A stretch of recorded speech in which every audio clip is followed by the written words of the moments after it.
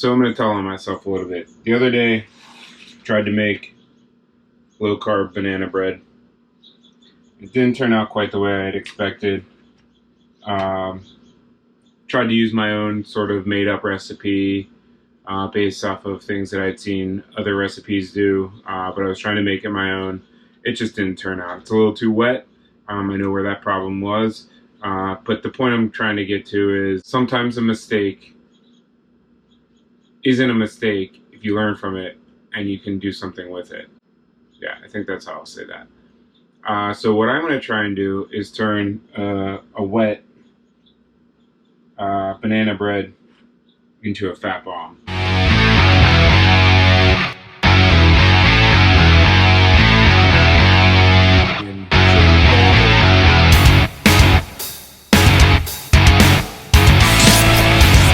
If you're unaware of what a fat bomb is, it's often seen in keto and or paleo diets as a way of getting a large amount of fat into your macros for the day. It's often used at the beginning of the transition into said diets because at first you're kind of unsure about how much fat to take in.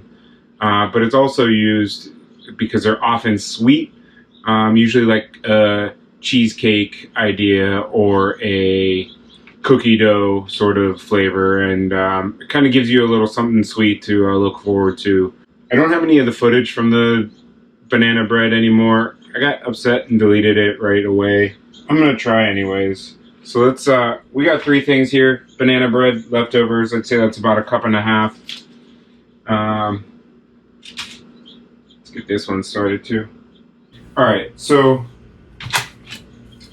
to get started, I'm going to kind of loosely crumble this banana bread into my little Cuisinart mini blender thing. I put whole walnuts in there that are going to need broken up. So the issue that occurred when making this is the batter looked too dry while I was making it, so I went back and added some milk to it to try and loosen it back up, and that turned out to be the absolute wrong idea.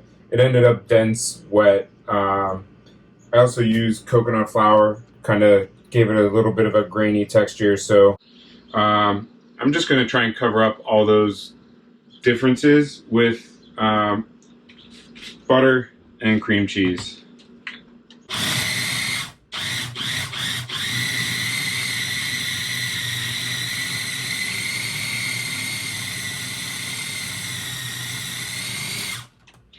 Alright.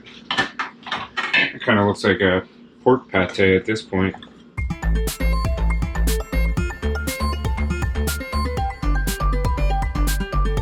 My thought process here is after it's all blended up with the cream cheese and the butter, we'll dip them in chocolate.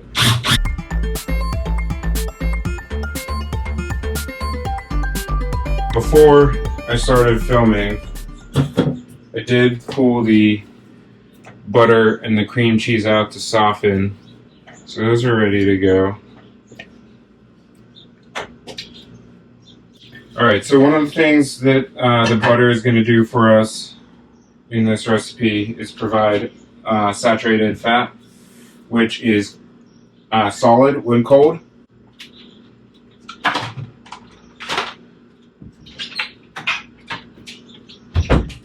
So hopefully that provides some stability in this so it doesn't just fall apart. That's 2 tablespoons worth of softened butter, which is absolutely one of my favorite things in the world. And some softened cream cheese.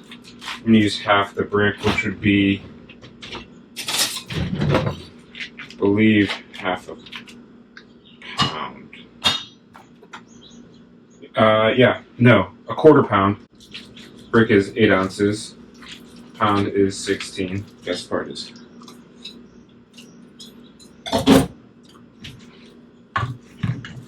I'm just going to mix it all together.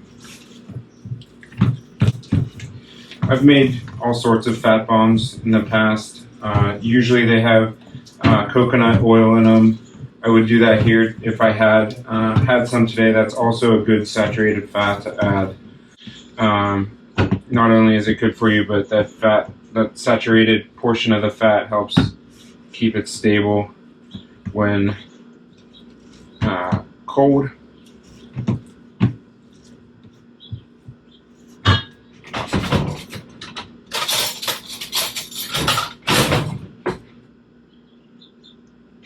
This isn't keto. Bananas are not keto. They have lots of sugars in them.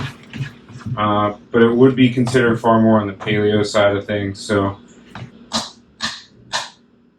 loud.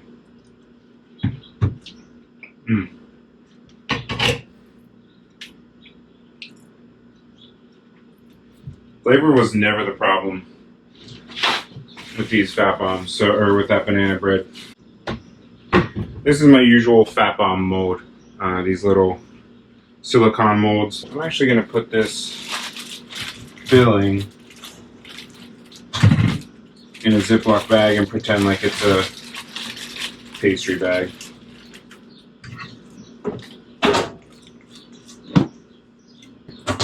And after I've piped them into the mold, I'm going to freeze them, and then we'll come back and melt some chocolate.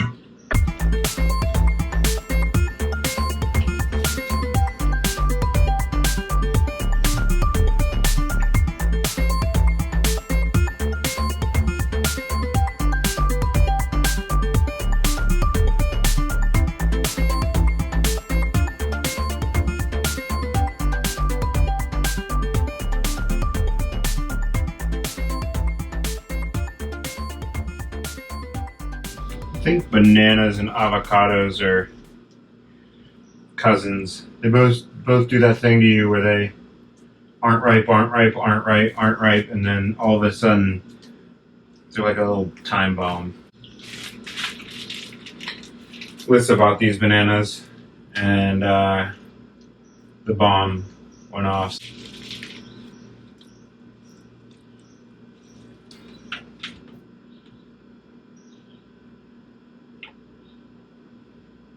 Believe me, you don't have to fill in the molds so neatly with scraping over the top. You could even just pipe these straight onto a piece of parchment paper or wax paper on a cookie sheet if you had them, or not at all. You wouldn't even have to flatten these out at all. It's just for my OCD. It turned out to be a perfect amount.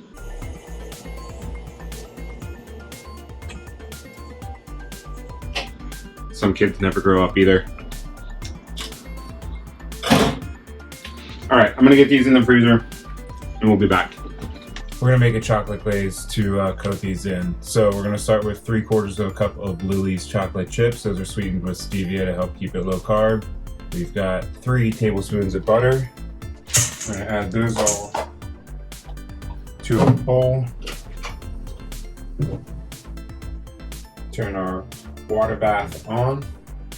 Little pot.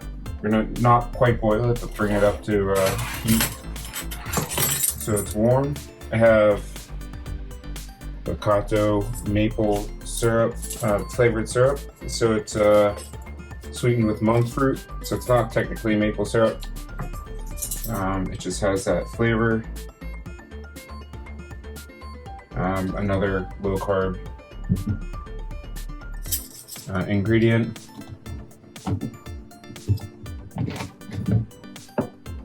And we're gonna do 1/4 teaspoon. So that was a teaspoon of the Picanto. We do a 1/4 teaspoon of vanilla.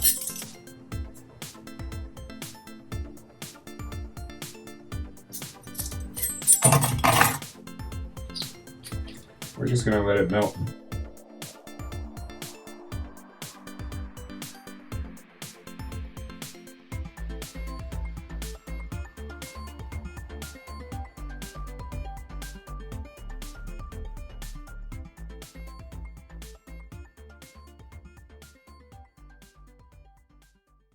while the chocolate is melting, I'm just going to unmold my fat bombs. I have a little tray lined with wax paper that will help keep them from sticking. So we're going to dip them in the chocolate and then we'll just transfer them right back to the wax paper. But once they've been coated in chocolate, we will let them thaw out, and they should be encapsulated and sturdy enough to hold their own. Alright guys, so it's actually the next day. I gotta come clean with that. Last night when I was melting the chocolate, it got too hot and seized on me, meaning it clumped up. So I had to let it fully chill, and today I've rewarmed it over a lower flame. The issue was my chocolate got too hot, and I'm by no means a chocolatier or a pastry chef. Excuse me, obviously. There's a reason why I've had issues with my banana bread and subsequently now chocolate.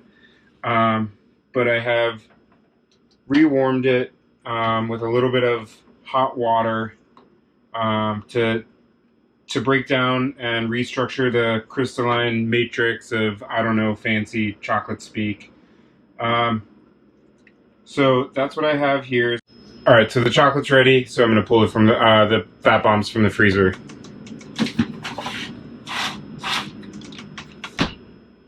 They don't look half bad. The two ways to go about doing this are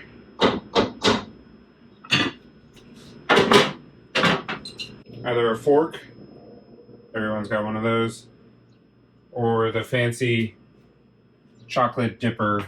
So I'm just gonna get them in the chocolate, scrape off the edge, and keep going to fully coat them.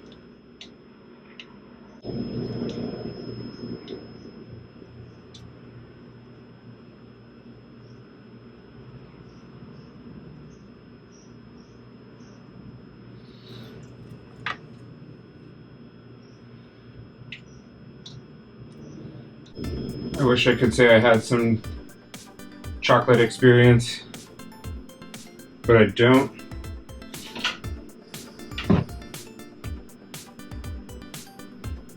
For most of my career, I've had the pleasure of working with some very talented people and never needed to learn pastry. And so here I am trying to figure out on my own.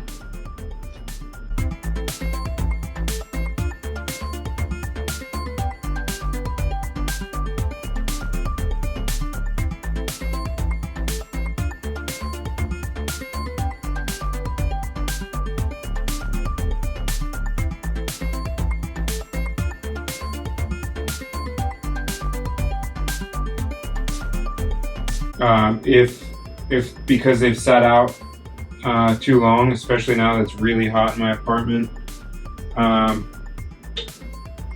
then I will transfer them back to the freezer to re-solidify while I hold the chocolate warm.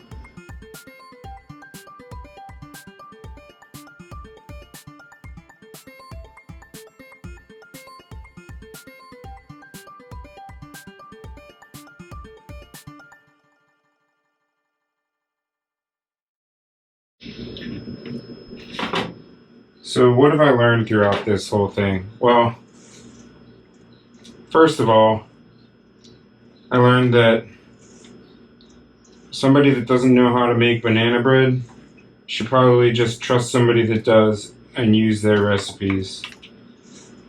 And that goes for the chocolate melting too.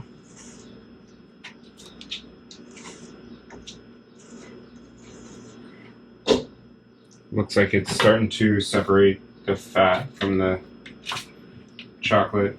Looks like it's had too much heat. And from the chocolate, I also learned that not everything that, well, I guess this whole thing, I've learned that not everything that looks like a failure is actually a failure. And hopefully we get some fairly sweet results out of the end.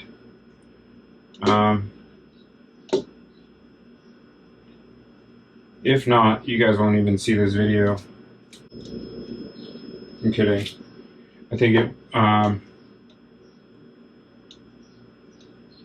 it's important to note the process and not just the result. Not everything I touch turns to gold. Yeah, my fat. The chocolate is not cooperating anymore.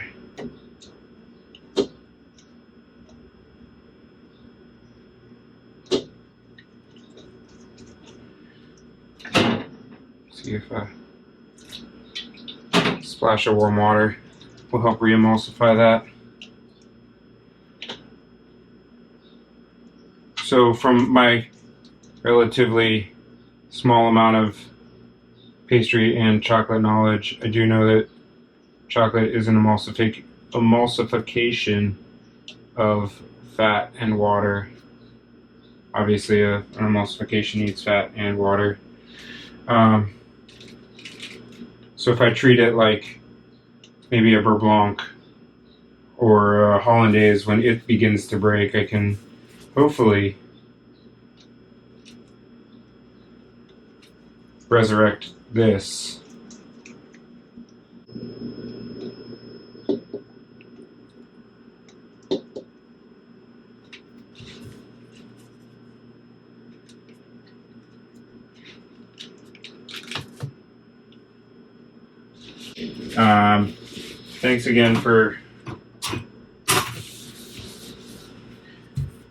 Thanks again for sticking through this with me. I'm sure it was painful to watch as it was to make on my side of the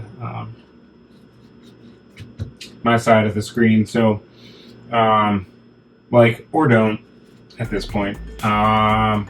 Subscribe. I'll include in the future some links to tools on Amazon that might be useful, or products that I use. So look down below and find some of those if you're wondering where I get certain ingredients or tools. So hopefully this turns out okay, and we'll see you on the next one. Thanks, guys.